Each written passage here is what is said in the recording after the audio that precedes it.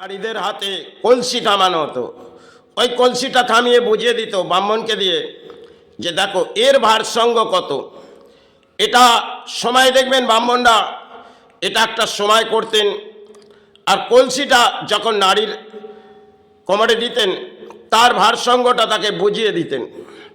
এটা সময়ের হয়তো খেলা ছিল, আর সেটা সময় ক্ষেত্রে খেলার মাঝে বহু নারী ওই কলসি নিয়ে পথে গিয়ে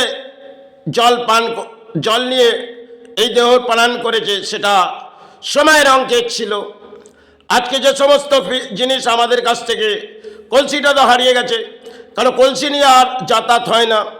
আর কলসিটা একটা সময় আমাদের এই ব্রাহ্মণকে দিয়ে বুঝিয়েছিল।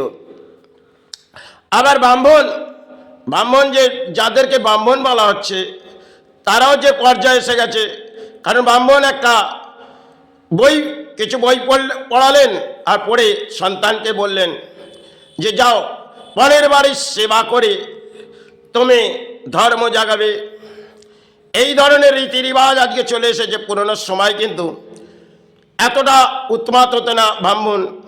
আর ব্রাহ্মণরা দেখবেন আজকে কর্মের পেছনে এতটা ছোটে না, আর ধর্মের পেছনে মনে হয় এরা ছুটে বেড়াচ্ছে, কারণ এদের অর্থের প্রয়োজন। এই অর্থ নিয়ে এরা সঞ্চয় করে পরিবারকে অন্ন গ্রহণ করাবে এবং সেখানে ওরা বিলাসিতা করবে। এটা দাম্পত্য জীবনে দেখবেন ব্রাহ্মণদের একটা নিচ স্তর এসে গেছে, কারণ শুদ্ধের যুগ, ব্রাহ্মণ নিচ স্তর হয়ে যাচ্ছে। এবং কলির অংশে বহু কিছু বুঝিয়ে গেলেন যে ব্রাহ্মণ তুমি জেগে থাকো, তুমি ঘুমিয়ে পড়লে সমাজ ঘুমিয়ে পড়বে। এটা হয়তো অদ্ভুত ব্যাখ্যার সময় ব্যাখ্যা দিয়েছিলেন বটে, কিন্তু এটা শুদ্ধের যুগে যা হয়েছে সেটা ব্রাহ্মণরা আজকের তারিখে দেখবেন তারা নিচু স্তরেই হয়ে গেছে।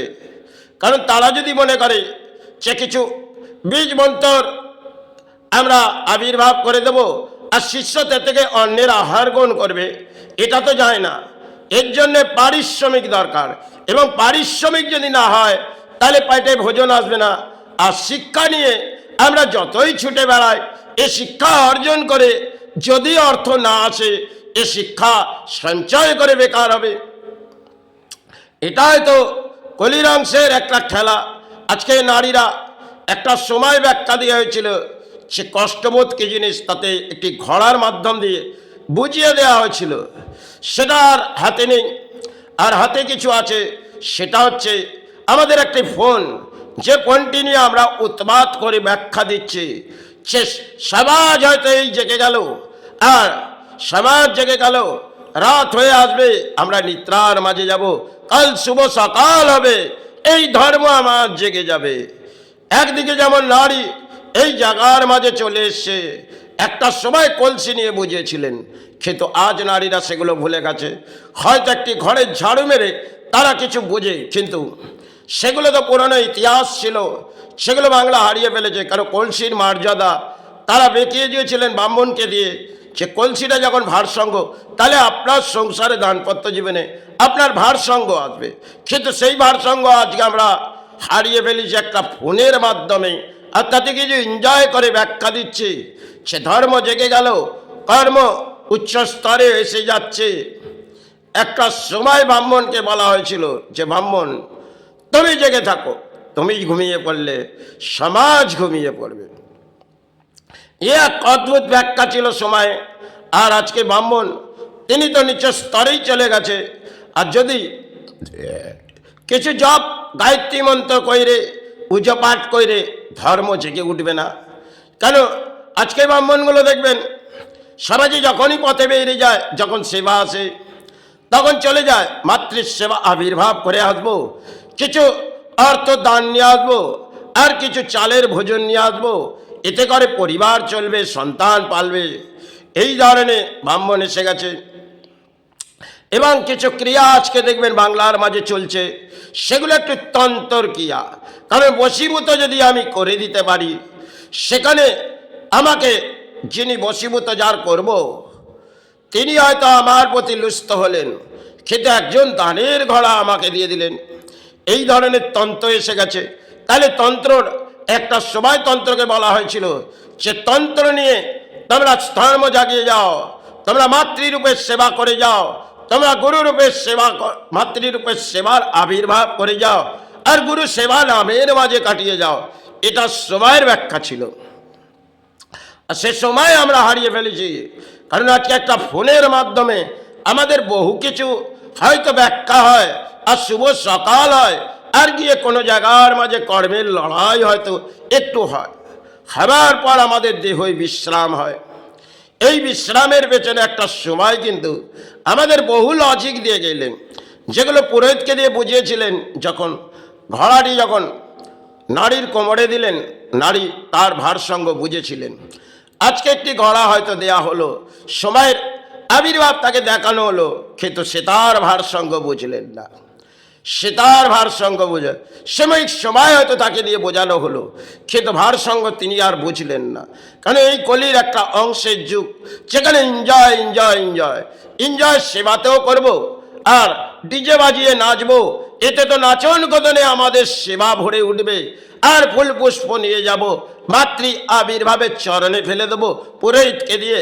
আর পুরোহিত বলবে, যাকো ধর্ম তো জাগিয়ে ফেলেছি, তোমরা অর্থ দাও, অর্থ না দিলে এ মাতৃ তোমাকে সাহারা দেবে না। এখনকার বর্তমান দিনে দর্শন দর্শন করে চিৎকার করে দর্শন তো পাবে না, কিন্তু একটা জিনিস পাবে, অর্থ। যদি অর্থটা সঞ্চয় মাতৃর সামনে থেকে করে আসো, তাহলে জীবনযাত্রা আপনার কেটে যাবে। এটার সময় দেখবেন ব্রাহ্মণগুলো এসে গেছে, আর কিছু তন্ত্র এসে গেছে, কালা দেখিয়ে যাচ্ছে, বশীভূত করে দেবো। খেতো একটা সময় বানের খেলা ছিল, একে অপরকে বানের লড়াই ছিল, সেটা হয়তো সময়ের অঙ্কের খেলা ছিল। আরও কিছু ক্রিয়া ছিল যেগুলো অপকর্মের ক্রিয়া। এই অপকর্মের ক্রিয়াগুলো নিয়ে আমাদের সমাজে উৎপাত হয়ে পড়ে এই অপকর্মে, কিন্তু তারা জানে না যখন আমি অপকর্ম করছি একদিন মাতৃ আমায় দণ্ড দেবে, আর সে দণ্ড আমায় মাথা পেতে নিতে হবে। এটা সেবা আবির্ভাবের ক্ষেত্রে বহু সাধক বুঝিয়ে গেলেন। দেখো, অপকর্মের কর্ম যদি সন্তান তুমি করে বসো, তাহলে কিন্তু কলি তোমাকে দণ্ড দেবে, আর সে দণ্ড তোমাকে মাথা পেতে নিতে হবে।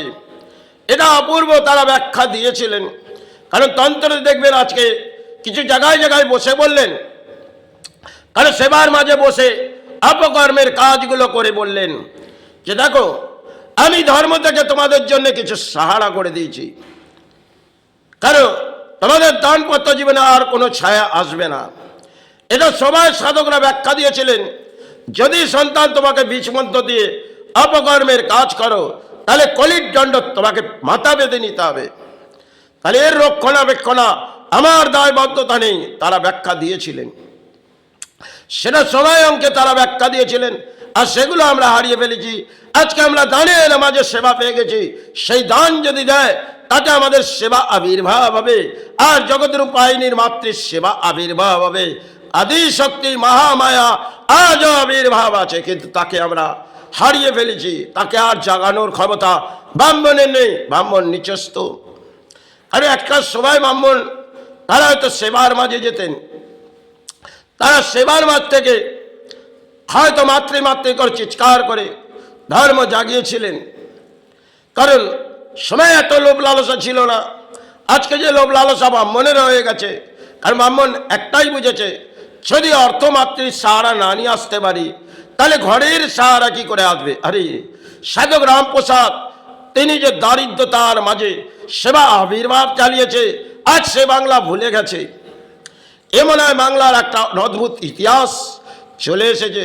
মেরুদণ্ড তো ভেঙে গেছে, জাগবে না, এ জাগানো যাবে না। কারণ একটা পাথরে বসে তারা সেবা করে ধর্ম জাগিয়েছিল। আজকে যদি কোনো পাথর নিয়ে তাকে সেবা করে, তাহলে এ ধর্ম জাগবে না। হয়তো ব্রাহ্মণ সমাজকে আমি ব্যাখ্যা দিচ্ছি, আর কিছু তন্ত্র সমাজকে তারা এটা গ্রহণ করবে না, কারণ তাদের আত্মাবৃদ্ধি লাগবে, আর কিছু নারীর আত্মাবৃদ্ধি লাগবে। কারণ আজকে দেখবে নারী এনজয়ের মাঝে চলছে।